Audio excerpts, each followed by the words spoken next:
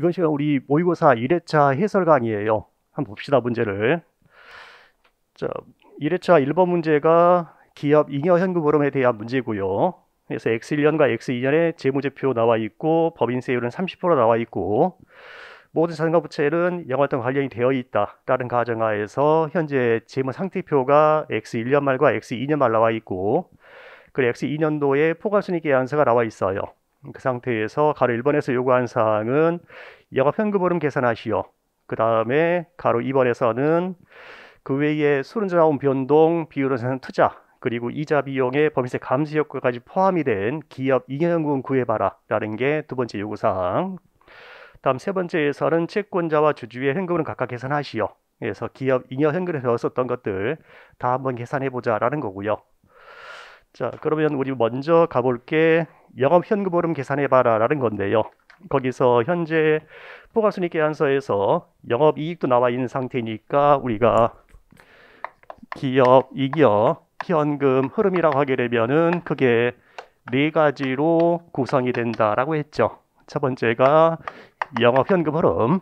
얘는 EBIT에 시작한다면 EBIT 곱하기 1 마이너스 법인세율에 현금 지출 없는 감가상각비는 다시 더해주자 하는 형태로 계산할 수 있는 거죠. 거기 현재 영업이익이 문제 나와 있는 게 영업이익이 6만 원이다라고 나와 있고요. 자, 곱하기 1 마이너스 법인세율인데 법인세율이 30%라고 문제 맨 위에 있었어요. 법인세율 30%. 거기에 감가상각비는 현금 지출 없는 거니까 다시 더해줄 건데 그 감가상각비가 10,000원이다라고 나와 있는 상황이래요. 계산하게 되면은 52,000원만큼이 영업현금 흐름이다 라고 계산이 되겠네요. 자, 아니면 두 번째 식으로 해서 현금 들어온 수익에서 현금 나가는 비용 빼고 곱하기 1 마이너스 법인세율에다가 감가상각비의 감수 효과 더해서 계산할 수도 있는 거죠. 봤더니 현금 들어온 수익인 매출액이 15만 원이다 라고 나와 있고요. 그리고 현금 유출과 관련된 비용인 매출원가가 8만 원이다 라고 나와 있고요. 자, 곱하기 1 마이너스 법인세율 30%에다가 법인세 곱하기 감가상각비 10,000원 한 것만큼의 감가상각비의 감수 효과 다시 더해서 계산할 수 있는 거죠. 어쨌건 계산되는 영업현금 흐름은 52,000원이다 라고 계산이 될 거고요. 여기까지 지금 물음 1번에서 요구사항이고 다음 물음 2번에서 요구사항이 이자 비용 감수가 포함된 전체 기업 잉여 현금을 구해봐라. 그렇다면 우리가 먼저 두 번째로 수른자 자본의 변동으로 인한 현금흐름 계산할 수 있는 거죠. 얘는 기초에 있던 수른전 자본보다 기말에 있는 수른자 자본이 더 커지는 것만큼 그 수른자 자본이 증가되는 것만큼 돈은 나가는 거다. 그때 먼저 있는 기초에 있는 수른자 자본은 기초에 있는 유동자산이 5천이고 유동부채는 2천이네요. 그래서 유동자산 마이너스 유동부채 하게 되면 기초에 있던 수른자 자본은 3천이다라는 게 계산될 거고요. 거기서 기말에 있는 수른자 자본 차감해야 되는데 기말의 유동자산은 6천에 유동부채는 2,500. 그래서 유동자산 6천 마이너스 유동부채 2,500 했더니 기말의 수른자 자본은 3,500이다라고 계산되네요. 그럼 기초의 수른자 자본은 3,000, 기말에는 3,500이니까 수른자 자본이 500 증가됐고 그만큼은 돈이 나가는 거다라는 게 계산되는 거죠. 따라서 마이너스 500이라고 수른자 자본 변동으로 인한 현금 흐름이 계산이 되는 거고요. 다음 세 번째로는 비유동 자산에 대한 투자로 인한 현금 흐름. 얘는 기초에 있던 비유동 자산은 아무 일 없어도 감가상각만큼 줄어든다. 그거와 기말에 있는 비유동 자산을 비교하면 되겠다. 봤더니 현재 기초에 있던 비유동 자산은 25,000이고 기말 비유동 자산은 32,000이네요. 기초에 있던 25,000의 비유동 자산은 아무 일 없어도 감가상각 10,000원만큼 줄었을 거다. 그거하고 기말에 있는 비유동 자산 32,000을 비교하게 되면 비유동 자산에 대한 투자로 인한 현금 흐름이 마이너스 17,000이다 라고 계산이 되는 거죠. 자, 그리고 일반적으로는 이자 비용의 법인세 감세 효과는 할인율에 반영하는 게 일반적이지만 지금 우리 문제 요구사항은 얘까지 포함된 기업 잉여 현금을 구하라고 했으니까 이자 비용 감소 효과까지 더해주자라는 거죠. 현재 문제에서 이자 비용 나와 있는 게 이자 비용이 2,000원이다라고 나와 있고요. 법인세율은 30%니까 이자 비용 때문에 세금이 덜 나간 게 600만큼 덜 나갔다라는 게 계산이 되는 거죠. 그만큼이 플러스 해서 전체적인 기업 잉여 현금 흐름은 영업 현금 흐름, 손자원 변동, 비율을 사는 투자, 이자 비용, 감시 효과까지 고려하니까 전체 기업 잉여 현금 흐름 계산되는 게 35,100원이다 라는 것까지 계산이 되는 거래요. 자, 해서 영업 현금 흐름 구하는 게 1번 요구사항, 기업 잉여 현금 구하는 게 2번 요구사항. 다음은 3번 요구사항은 결국 이러한 기업 잉여 현금 흐름은 채권자 현금 흐름 되거나 아니면 주주의 현금 흐름이 된다. 그거 한번 계산해 보자는 거고요. 그래서 첫 번째가 채권자의 현금 흐름, 그리고 주주의 현금 흐름 구해보자라는 건데, 먼저 채권자 입장에서는 이자를 받는다. 그리고 두 번째로 기업이 추가로 차입하거나 기존 부채 상환하면 추가적인 현금 흐름 발생. 근데 그거는 채권자 입장에서는 기초에 있던 부채 마이너스 기발에 있는 부채로 계산해주면 되는 거죠. 봤더니 이자가 현재 2,000인 상황이고, 기초에 있던 부채는 비유동 부채 얘기하는 거라서 기초에 있던 게 2만, 기발에 있는 것은 28,000에 비유동 부채가 있는 거니까 빼게 되면은 기업 부채가 증가된 8,000원만큼은 채권자는 돈이 나가는 거다라는 게 계산이 되는 거죠. 그래서 전체 채권자 현금 흐름은 이자로 받은 돈이 2,000이고 기업에 추가로 더 빌려준 게 순액으로 8,000을 더 빌려줬으니까 채권자 전체 현금 흐름은 마이너스 6,000이다라고 계산이 되는 거죠. 자, 다음으로는 주주 현금 흐름인데 걔는 채권자가 이자 받듯이 주주는 배당을 받게 된다. 그리고 두 번째로 기업이 유상증자하거나 자사주 매입하게 되면 추가적인 현금 흐름 발생. 근데 걔를 계산할 때에는 기초에 있던 자기 자본은 아무 일 없어도 이익 중에 유보시킨 금액만큼은 증가하게 된다. 그거와 기말에 있는 자기 자본을 비교하면 되겠다. 근데 거기에서 배당 금액과 유배 금액은 더해주게 되면은 순이익 되는 거라서 두 번째로 기초 자기자본 마이너스 기말 자기자본 하게 되면은 주주의 전체 현금 흐름이 계산이 되는 거죠. 거기서 순이익은 포괄순이익계산서에 46,600이다라고 나와 있고요. 그리고 기초 자기자본은 8,000에 기말 자기자본은 7,500. 기초 자기자본 8,000 그리고 기말 자기자본이 7,500인 상황이니까 얘가 플러스 500으로 계산이 되는 거래요. 그래서 46,600 플러스 500 했더니 주주현금 흐름이 41,100원이다라고 주주현금 흐름이 계산이 되는 거죠.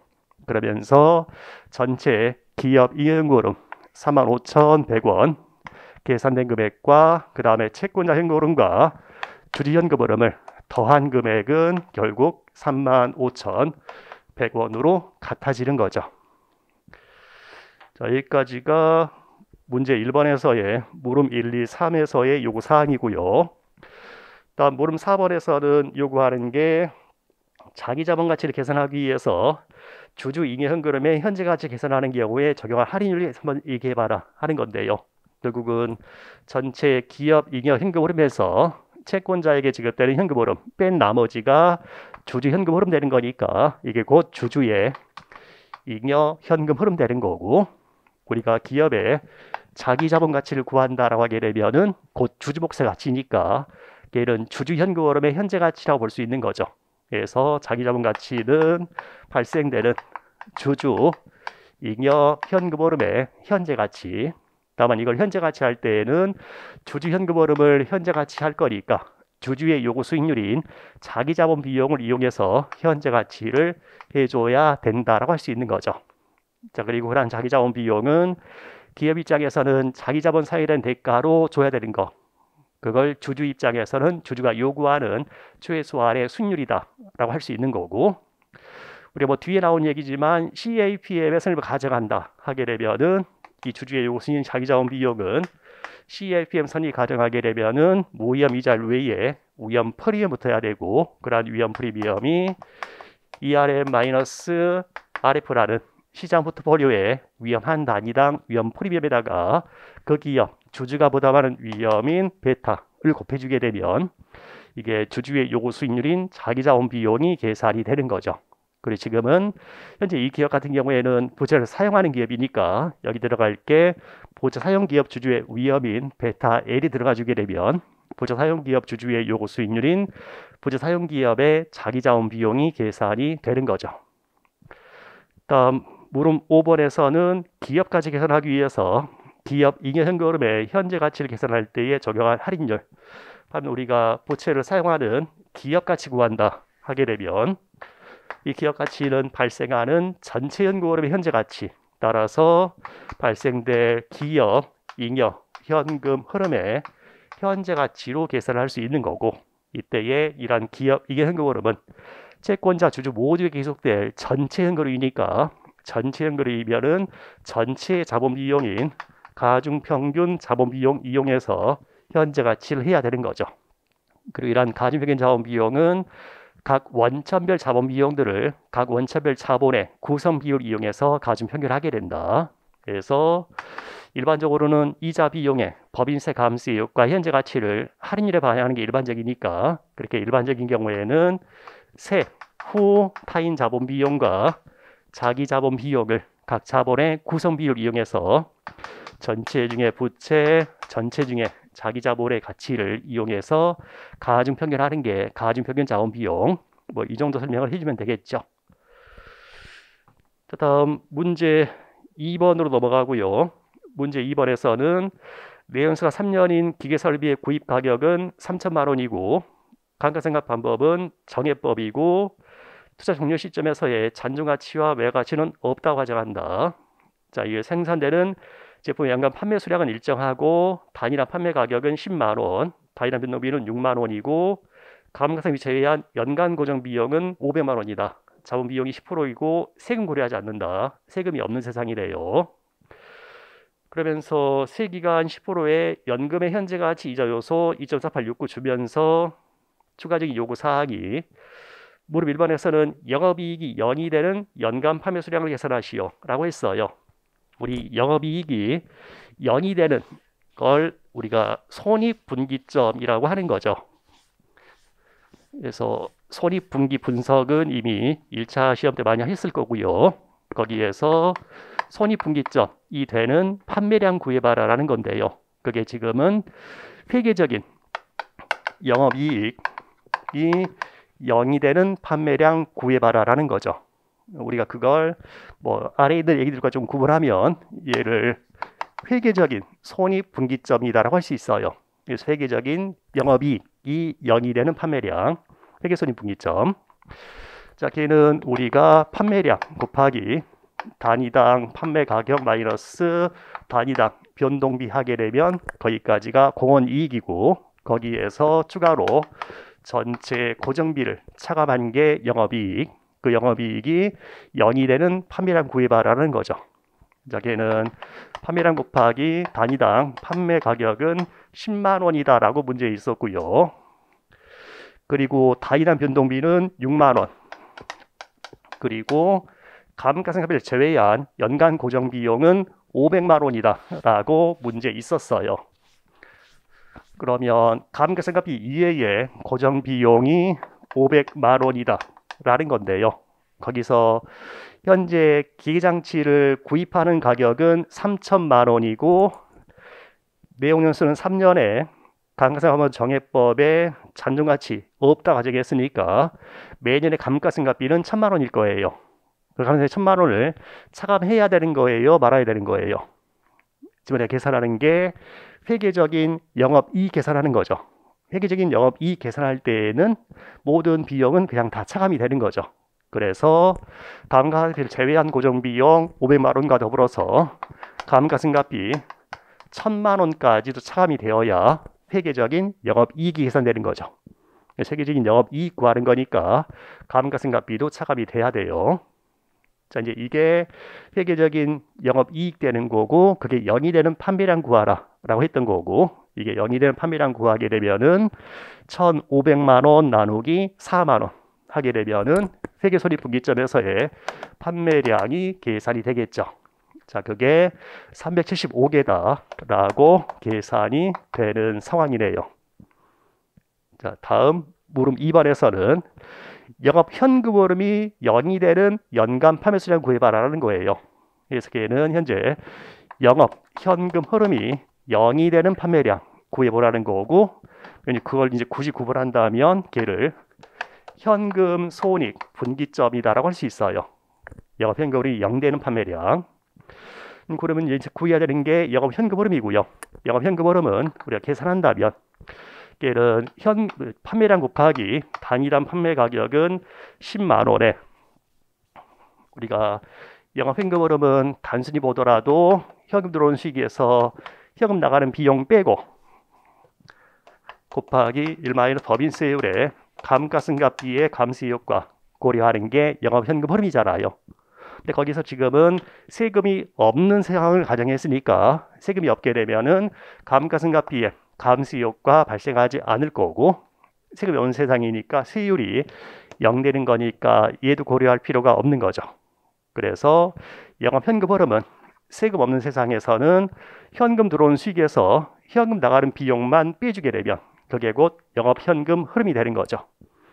영업 현금 흐름은 판매량 곱하기 단위당 판매 가격 10만 원 마이너스 단위당 변동비 6만 원 하는 거 외에 추가로 현금 나가는 고정 비용이 있는 거죠. 그래서 현금 나가는 고정 비용 500만 원이 차감이 되면 그게 영업 현금 흐름이죠. 여기서는 감가상각비는 차감되면 안 되는 거죠. 이제 우리가 구하는 게 현금 흐름 구하는 거니까. 그래서 이제 이게 0이 되는 판매량 구하게 되면 그게 일종의 현금 손익분기점이 되는 거고, 그 판매량 계산되는 게 125개다 라고 계산되는 상황이네요. 자, 이게 영업 현금 흐름이 0 되는 판매량, 회계적인 영업이익이 0 되는 판매량이었어요. 이제 그 다음 세 번째로 요구하는 사항은 순현재 가치가 0이 되는 판매량 한번 구해보래요. 예, 세 번째 구하라는 것은 순현재 가치 NPV가 0이 되는 판매량 구해봐라. 그리고 우리 이제 앞에 있는 것과 굳이 구분한다면 걔를 일종의 재무 손익 분기점이라고도 표현할 수 있어요. 어쨌건 NPV가 0 되는 판매량 구해봐라. 그럼 NPV가 0 될 때는 최초에 돈 나가는 금액이 있는 거고 유입되는 금액이 있는 거니까 최초에 투자되는 것은 3천만 원이 투자가 되고, 다른 얘기는 없는 거니까 내연생 3년간 매년 영업 현금 흐름이 발생하는 거죠. 매년에 3년간 영업 현금 흐름 발생하게 된다. 자, 그리고 이게 3년간 발생하는 영업 현금 흐름이니까 현재 가치 하기 위해서 연금의 현재 가치 이자 요소 곱해줘야 되는 거죠. 기간은 세기간에 이자율은 10%짜리. 자, 거기서 최초에 투자되는 금액은 3천만 원인 거고, 그리고 발생하는 영업현금 흐름은 판매량 곱하기 단위당 판매 가격 10만 원 마이너스 단위당 변동비 6만 원 하는 거 외에 감가상각비는 현 위치는 없지만 500만 원만큼은 고정비 돈 나간다. 따라서 마이너스 500만 원 하는 게 지금은 영업현금 흐름이죠. 그래서 결국은 현금 들어오는 수익에서 현금 나가는 비용들 빼는 게 세금 없는 세상에서의 영업현금 흐름. 자, 그거 곱하기 연금의 현재 가치 이자 요소가 문제 자료에 2.4869라고 나와 있었어요. 2.4869. 그래서 얘 영업현금 흐름 현재 가치한 거에서 투자하는 금액 3천을 빼면 나오는 NPV가 0 되는 판매량 구할 수 있을 거고요. 그래서 계산되는 판매량이 426.58개 정도로 계산이 되네요. 그래서 이게 NPV가 0이 되는 판매량이다 라고 할 수 있는 거죠. 자, 거기에 지금 점수를 10점, 10점, 6점 써놨는데 제가 오타 냈나 봐요. 맨 마지막부터 10점이다 생각하시면 돼요. 거기까지가 2번 문제였고요. 다음은 3번 문제래요. 3번 문제가 이쪽에 자본 예산 쪽에서의 전형적인 문제예요. 자, 문제 봤더니 초기 투자 자금이 45만 원이 소요가 되고 3년 연안에 히드장비 투자는 고려 중이다. 그 투자는 투자 기간 동안에 매년 매출을 20만 원씩 증가시킨다. 히드장비 전환치 0으로 해서 투자 기간인 3년 동안에 정해법 감가상각되는 거지만 종료 시점에서 잔무가치와 상이하게 3만 원에 처분될 것으로 추정이 된다. 초기 자금 지출과 함께 2만 5천 원의 수른자금이 소요가 되고 걔는 투자 종료 시점인 3년 후 시점에 전액 회수가 된다. 법인세율은 40%고 자본비용은 10%고 NPV 계산해 보시오라는 형태의 문제예요. 그럼 우리 3년 동안 발생하는 현금 흐름이니까 현재가 있고 1년 후, 2년 후, 3년 후 발생하는 현금 흐름들. 그래서 나올 현금 흐름들이 어떤 건지는 우리 머릿속에 먼저 있어야 되고요.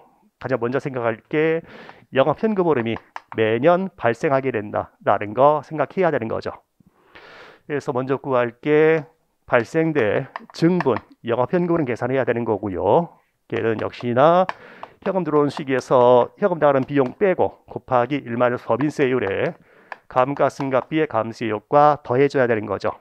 거기서 수익이나 비용에 대해서는 그냥 매년 매출이 20만 원씩 증가가 된다 라는 얘기만 있고요.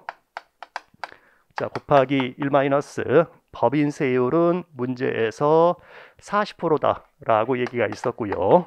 플러스 감가상각비의 감세효과인데 최초에 투자하는 게 45만 원 투자하는 거고 3년간 전정가치 0으로 해서 정해법 상각 하는 거니까 취득한 45만 원에서 잔정가치 0으로 해서 3년간 정액 상각 하는 거라서 매년 감가상각비는 15만 원이 되겠네요. 그래서 계산하게 되면은 영업현금은 계산되는 게 18만 원이라고 계산되는 거고 그게 매년 말 발생 가정이니까 1년 말에도 18만 원, 2년 말에도 18만 원, 3년 말에도 18만 원만큼의 영업현금은 발생한다라고 바로 계산할 수 있는 거죠. 그 다음 우리 문제 찾아야 되는 게 수른자 자본의 변동으로 인한 현금 흐름 찾아내야 되는 거고요. 봤더니 문제 자료에서 네 번째 줄에 토기자금 지출과 함께 2만 5천 원의 수른자금이 소요가 되며 그럼 투자하는 시점에서 돈은 2만 5천 원만큼이 나가는 거죠. 그리고 투자 기간 중에는 변동에 대한 얘기 없는 거고 혹시나 문제에서 언급이 없더라도 투입되었던 수른자본은 종료 시점에서 회수가 된다라는 거 고려해야 되는 거고 지금 문제에서 친절하게 이 금액이 3년 후 시점에서 전체 다 회수가 된다라고 문제에서 말을 해주고 있는 거죠. 자, 그거 외에 이제 비유동 자산에 대한 투자로 인한 현금 흐름 고려해야 되는 거고 최초에 45만 원 주고 산다라는 게 있고 그리고 다 쓰고 나면 3년 후 시점에서 처분해서 유입이 있게 된다. 근데 그때에 우리가 걔를 처분하면서 유입되는 금액을 계산할 때에는 처분하는 금액은 들어오는 거지만 그 처분하는 시점에서 처분하는 금액과 장부금액의 차이인 처분 손익이 발생하게 되면 처분 손익에 법인세 효과가 발생하게 된다는 거 고려해야 되는 거죠. 봤더니 감가상각 할 때에는 잔존가치 0으로 해서 상각을 하는 거지만 실제 처분될 때에는 걔가 3만 원에 처분될 것으로 추정이 된다. 처분하는 금액은 3만 원에 처분을 해서 3만 원의 돈이 들어오는 거지만 3만 원에 처분하는 시점에서의 장부금액은 0 남기고 상각했던 거니까 처분 이익이 3만 원 발생할 거고 법인세율 40%로 해서 처분 이익에 따른 세금 나가는 부분이 있는 거죠. 따라서 실제로 유입되는 금액은 18,000원이다 라고 계산이 되겠네요. 자, 그래서 3년 시점에서 1,000만 원에 처분하면 나에게 진짜로 들어오는 금액은 18,000원이 들어오게 된다라는 거 계산할 수 있는 거죠. 그래서 이게 3년간 발생될 전체 현금 흐름이 되는 거고요. 그걸 이용해서 문제에서는 NPV 계산해봐라라는 거고 그게 이제 최초 투자하는 시점에서는 기량치 사면서 45만 원 순환자본 때문에 2만 5천 원만큼 돈이 나가게 된다. 예, 최초 투자하는 시점에서는 투자하는 금액 45만 원과 순 자본 필요한 금액 2만 5천 원만큼의 돈이 나가는 거고, 그리고 이후에는 얘네들이 유입된다. 그 중에서 매년의 영업현금흐름 18만 원들은 3년간의 연금의 형태니까요. 영업현금흐름 18만 원은 연금의 현재가치 이자 요소로 현재가치 해주면 될 거고, 그게 세기간에 지금은 할인율이 10%. 자, 그리고 3년 후 시점에 있는 수르는 자본 회수되는 금액과 기양치 처분하는 금액, 걔는 일종의 단위 금액의 형태니까 처분해서 수르는 자본 회수되는 2만 5천 원과 처분해서 유입되는 18,000원은 현재가치 이자 요소 세기간 10%짜리 고려해주면 연금들의 현재가치와 단일 금액의 현재가치가 계산이 돼서 전체적인 NPV가 계산이 되는 거죠. 그래서 나오는 NPV 금액이 4947.9다 라고 계산이 되겠네요. 자, 그래서 자본예산 쪽에서의 전형적인 형태의 문제니까요. 많이 익숙해지는 게 좋아요. 그리고 결국은 나와 있는 현금흐름이 이 정도다라는 걸 생각해주고, 만약에 구기계를 신기계로 대체하는 투자 아니면 세기계 사면서 돈 나가는 거지만 구기계는 처분해서 돈 유입되게 된다. 이 정도만 추가로 더 생각을 해주면 되는 거죠. 자, 그게 3번 문제였고요. 자, 다음 4번 문제 쪽은 화폐의 시간 가치 쪽에 대한 문제고요.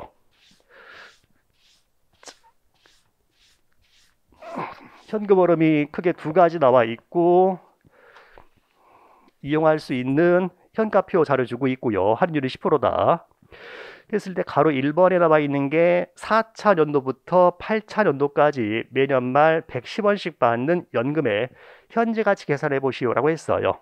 그러면 이런 형태로 해서 현재 가치 구해봐라 하는 화폐의 시가치 쪽의 얘기에서는 발생하는 현금흐름 파악을 제대로 하는 게 가장 우선이에요. 보게 되면은 현재가 있고 1년 말, 2년 말, 3년 말, 4년 말, 5년 말, 6년 말, 7년 말, 8년 말이 있을 건데요. 우리가 시점 말 표현해 줄 때에 거기서 지금 4차 연도에서 8차 연도까지 매년 말 110원씩이다라고 했어요. 4차 연도 말은 어디예요? 자, 이게 1차 연도 말, 2차 연도 말, 3차 연도 말, 4차 연도 말이죠, 여기가. 그래서 이게 4시점이 4차 연도 말, 5차 연도 말, 6차 연도 말, 7차 연도 말, 8차 연도 말까지. 그래서 4차 연도부터 8차 연도까지 매년만 발생하는 110원씩이다라는 얘기예요. 그래서 시점으로 주지 않고 지금 1차 연도 말 하면 거기 어딘지 알아야 돼요. 자, 걔네들의 현재 가치 구해보자 하는 거라서 현재 가치 구한다면 일단 110원이 연금의 형태인 거죠. 따라서 연금의 현재 가치 이자 요소 곱해줘야 될 거고요. 그게 지금은 이자율은 10%짜리고 기간은 하나, 둘, 셋, 넷, 5개니까 5기간에 해당되는 연금의 현재 가치 이자 요소 곱해줘야 되는 거죠. 자, 이걸 곱해주게 되면 시점이 어디로 와요? 얘네들에다가 연금의 현재 가치 곱했으니까 시점이 하나 앞 기간으로 오는 거죠. 그걸 다시 현재 가치 할 거니까 총 3년을 더 현재 가치 해야 된다. 따라서 추가로 현재 가치 하려면 현재 가치 이자 요소 곱해줘야 되는 거고, 이자율 10%짜리의 기간은 3년 현재 가치 할 거니까 3기간짜리를 적용해줘야 되는 거죠. 그래서 우리 문제 자료에서 나와 있는 것은 5기간 연금의 현재 가치 요소에 나와 있는 게 3.7908 나와 있고요.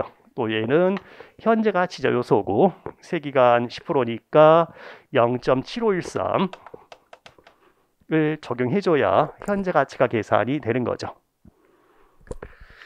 자, 다음 가로 2번 요구사항 보면 가로 2번 요구사항은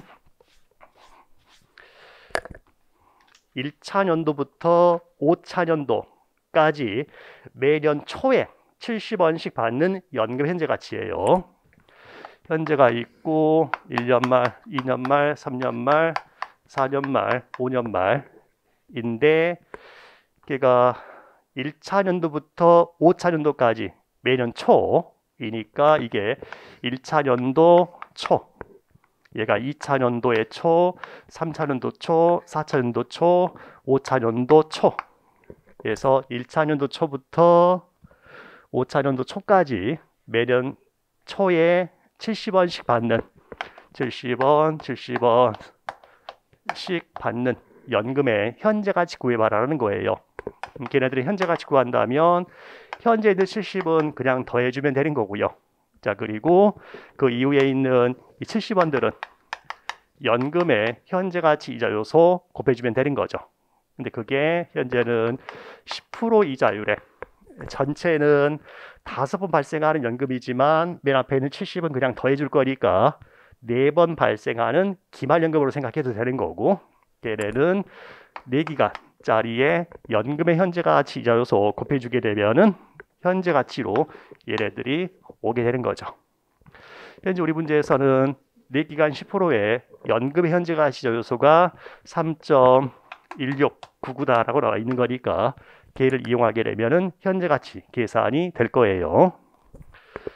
자, 이것처럼 화폐 시가가치 형태의 문제다 했을 때는 그냥 이 발생한 시점에 대한 그림을 그리고 보는 게 보다 더 현금 흐름을 명확히 파악할 수 있는 방법이 되는 거예요.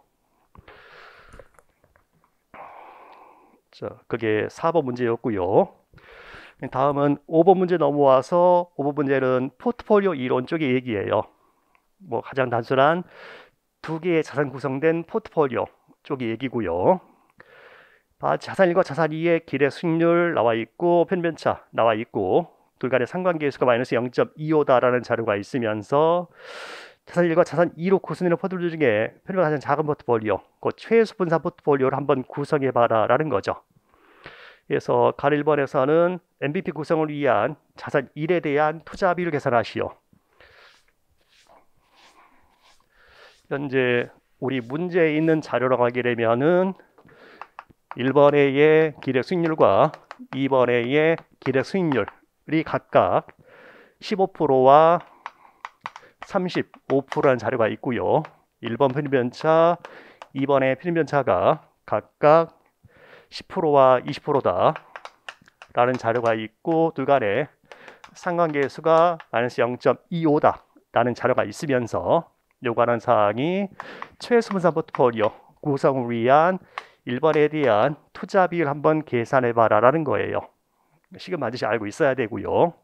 그게 시그마 1 제곱 플러스 시그마 2의 제곱 마이너스 이 시그마 1, 2분의 시그마 2의 제곱 마이너스 시그마 1, 2인 거죠. 자, 우리가 거기에서 현재 문제에서는 상관계수 자료가 있는 거니까 고분산 자리에 상관계수로 집어넣게 되면 로 1, 2 곱하기 시그마 1 곱하기 시그마 2로 해서 들어갈 수 있겠죠.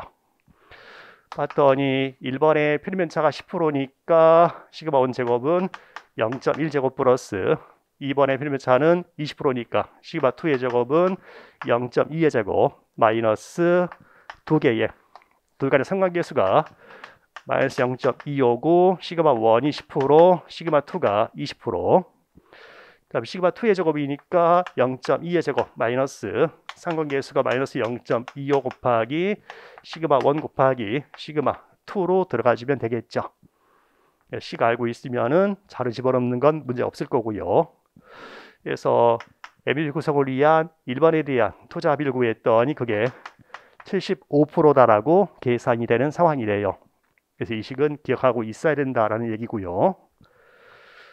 자, 그리고서 물음 2번에서 요구하는 사항은 그 최소분산 포트폴리오의 기대 수익률 구하시오. 물음 3번에서는 걔의 편입매자 구하시오. 그러면 현재 봤더니 최소분산 포트폴리오는 1번에 75%, 2번에 25% 투자해서 구성되는 포트폴리오인 거고 걔의 기대 수익률과 편입매자 구해봐라 하는 거니까 최소분산 포트폴리오의 기대 수익률이면 우리 포트폴리오 기대 수익률은 어떤 포트폴리오든 간에 그 안에 있는 개별 자산들 기대 수익률의 구성 비율을 이용한 가중 평균이다. 그래서 1번 투자 비율 곱하기 1번 A의 기대 수익률, 2번 투자율 곱하기 2번 A의 기대 수익률로 들어가주면 되는 거죠. 거기서 1번 A의 기대 수익률이 문제 자료에 15%로 나와 있었고 2번 A의 기대 수익률은 35%라고 있었으니까 전체 최소한 포트폴리오의 기대 수익률은 20%다라는 게 계산이 되겠네요. 자, 그리고 그 최소한 포트폴리오의 표준 편차 구해봐라 라고 했으니까 분산 구한 다음에 루트 씌워주면 되겠죠. 두 개에서는 구성된 포트폴리오의 분산이면 W 원제곱 곱하기 시그마 원제곱 플러스 W 2의 제곱 곱하기 시그마 2의 제곱 플러스 두 개의 1번 투자 비율 곱하기 2번 투자율 곱하기 둘 간의 공분산인데 걔는 상관계수 곱하기 표준편차 곱하기 표준편차로 들어가주면 되는 거죠. 거기서 1번의 분산이면 걔가 지금 0.1의 제곱, 2번의 분산이면 0.2의 제곱, 그리고 누가 상관계수가 마이너스 0.25다 라고 했고 1번 표준편차 10%, 2번 표준편차 20% 들어가 계산한 다음에 루트 씌워주게 되면 이 표준편차가 계산될 거고요. 그게 지금은 7.9%라고 계산되는 상황이래요. 그래서 지금 이 문제는 제가 출제한 목적이 MVP 구성을 위한 개별 자산에 대한 투자 비율씩 알고 있어야 되는 거고, 그리고 이런 식으로 두 개로 구성된 포트폴리오의 기대 수익률 구하는 식, 그리고 분산 또 그건 표준편차 구하는 식 반드시 기억하라라고 해서 노는 문제예요. 자, 그게 5번 문제였고요. 다음은 6번 문제고 이제 말로 한번 설명해 봐라는 건데요. 위험 회피형 투자 가져가는 경우에 간략히 설명하시오. 그래서 위험 회피형 투자 가져가는 경우에 지배 원리다 하게 되면 우리가 지배 원리 쪽에서는 위험을 좋아하든 싫어하든 상관없이 일단 먼저 봐야 되는 게 지배 원리 쪽에서는 첫 번째로 위험이 동일하다라고 했을 때는 기대 수익률이 높은 게 좋은 거다. 이거는 위험에 대한 태도 상관없이 위험은 다 동일하다면 그때는 누구든지 간에 기대 수익률이 높은 걸 좋아한다. 그리고 두 번째로는 위험 회피형이니까 이 회피형 경우에는 기대 수익률이 동일한 경우에는 그때는 위험이 작은 게 좋은 거다. 자, 이걸 우리가 위험 회피형 투자의 경우에 지배 원리다라고 얘기하는 거죠. 그래서 거기 요구하는 지배 원리는 위험 회피형이라면 위험이 동일한 경우에는 기대 수익률이 높은 게 좋은 거고 기대 수익률이 동일한 경우에는 위험이 작은 게 좋은 거다. 이걸 지배 원리라 한다 정도로 얘기를 해주시면 될 거고요. 다음 가로 2번에서는 평균 분산 자산의 모양과 기울기에 대해서 한번 설명을 해봐라 라는 건데, 평균 분산 무차곡선이니까 축 나오는 게 표준편차하고 기대 수익률 축에 나오는 거고, 그때의 위험 회피형 투자 가정했으니까 이 회피형 투자자는 위험이 커진다면 싫어하는 위험이 커지는 거니까 그에 대한 보상을 추가로 요구할 거다. 따라서 우상향하는 형태의 모양이 된다. 그와 더불어서 이 기울기가 위험을 조금 부담했을 때의 위험 증가에 대해서 요구하는 기대 수익률의 증가와 위험을 많이 부담하고 있는 상황에서 위험이 증가하면 요구하는 기대 수익률 증가가 훨씬 더 커질 거니까 우상하되 아래로 볼록한 형태를 취하게 된다. 자, 그리고 얘가 상방으로 갈수록 보다 높은 효용 수준을 얘기한다. 자, 더불어서 사람들마다 위험을 싫어하는 정도가 다를 수 있고, 그때에 어떤 사람은 이 무차별 기울기가 더 기울기가 가파른 사람이 있고 어떤 사람이 기울기가 더 완만한 사람이 있다. 그랬을 때에 기울기가 더 가파른 투자자가 동일한 위험 증가에 대해서 더 많은 보상을 요구하는 거니까 보다 더 위험을 싫어한다. 그래서 위험 회피하는 정도가 보다 심한 사람의 이 무차별적인 기울기가 보다 더 가파르게 된다 하는 정도 얘기해 주면 될 것 같아요. 그래서 크게는 네 가지 정도 얘기하는 거죠. 그게 모양이 우상향하는 형태의 모양이다. 더불어서 아래로 볼로 가는 데를 취한다. 그리고 좌상만 갈수록 보다 더 높은 효용 수준을 얘기한다. 그리고 기울기가 보다 더 가파른 투자자일수록 보다 더 위험을 싫어하는 투자자다. 이 정도 얘기할 수 있겠죠. 자, 거기까지가 문제 6번 얘기였네요. 그래서 우리 모의고사 1회차 해설 강의는 여기서 마칠게요. 수고하셨습니다.